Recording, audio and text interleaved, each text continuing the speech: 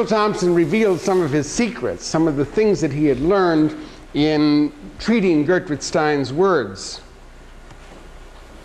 My hope in putting Gertrude Stein to music had been to crack open and solve for all time anything still waiting to be solved, which was almost everything, about English musical declamation. My theory was that if a text is set correctly for the sound of it, the meaning will take care of itself. And the Stein texts, for prosodizing in this way, were manna, with meanings already abstracted or absent, or so multiplied that choice among them was impossible. There was no temptation toward tonal illustration, say of Birdie babbling by the brook, or Heavy, heavy hangs my heart. You could make a setting for sound and syntax only, then add, if needed, an accompaniment equally functional. I had no sooner put to music after this recipe one short Stein text than I knew I had opened a door.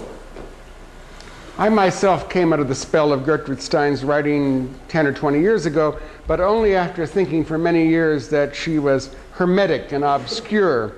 She is indeed exasperatingly unusual and sometimes indecipherable, but I have come to see that the beauty and grace of her language have a value that cannot be denied. I was particularly attracted to this poem, which is from a volume named Patriarchal Fathers. Let her be, to be, to be, to be. Let her be, to be, to be, let her to be, let her to be, let her be. To be. When is it that they are shy? Very well to try. Let her be, that is to be. Let her be, that is to be, let her be. Let her try. Let her be, let her be, let her be, let her be, to be shy. Let her be, to be. Let her be, to be. Let her try. Let her try. Let her be, let her be, let her be, let her be, to be, to be. Let her be, let her try. To be shy. Let her be, let her try. Let her be, let her be, let her be, let her be, let her be shy.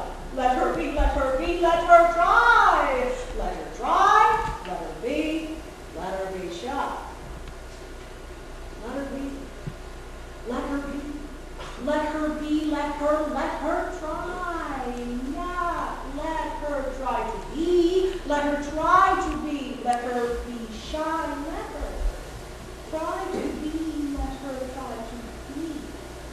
Let her be, let her be, let her try. Let her be shy. Let her try. Let her try. Let her be. Let her be shy. Let her be. Let her be shy. Let her try. Let her try. Let her try. Let her try. Let her be. Let her be. Let her try. Let her be. Let her try. Let her be. Let her try. Let her try. Let her try. Let her be shy. Let her. Let her. Let her be. Let her be shy. Let her be. Let her try. Let her try. Let her try. Let her try. Let her try. Let her be shy. Let her try. Let her try to be. Let her try. Let her try. Just let her try. Let her try never to be what he said. Never to be what he said. Never to be what he said. Let her to be what he said. Let her to be what he said. Not to let her to be what he said. Not to let her to be what he said. Never to be. Let her to be. Never let her to be what he said. Never let her to be what he said. Never to let her to be what he said. Never to let her to be her to be. Let her to be. Let her what he said. When you're in music, you can do some things that not even a reading like that can do. because you have actual notes, although we heard a few notes there, didn't we?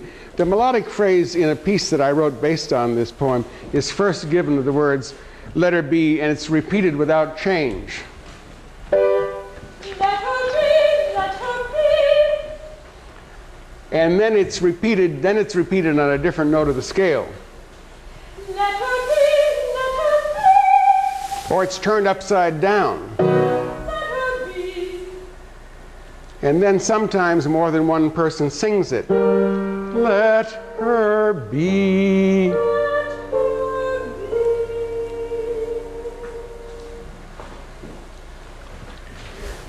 In other words, I tried to find some of the possibilities, just in the way that Cecily O'Reilly did, of dealing with all these repetitions. The wide variety of meanings that Stein fathered, or should we say mothered, on those three words.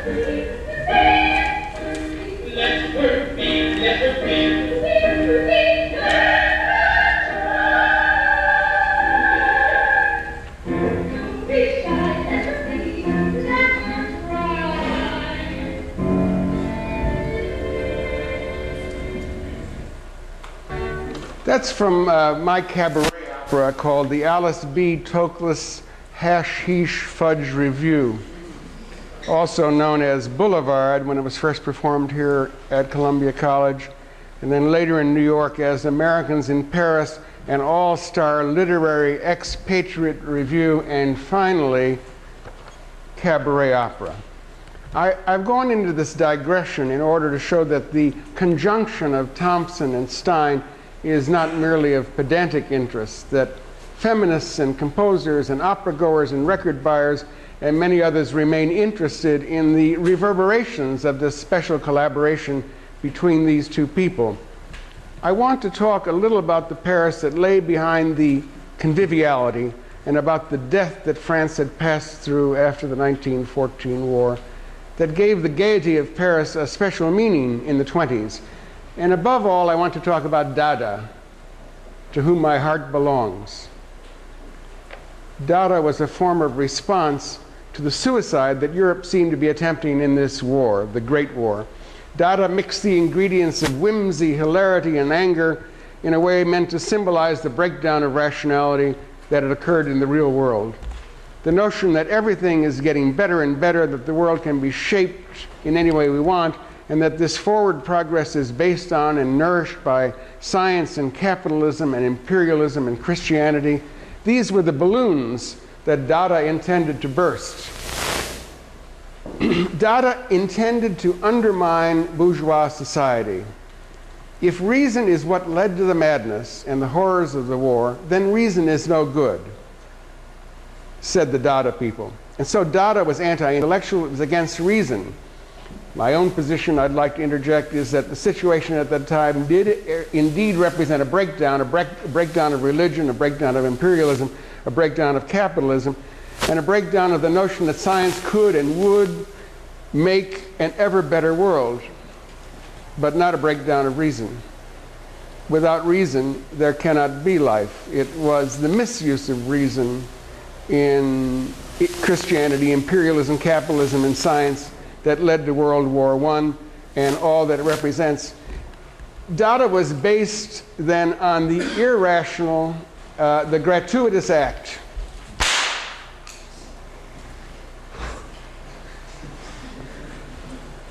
Like the shot of the revolver, Dada nurtured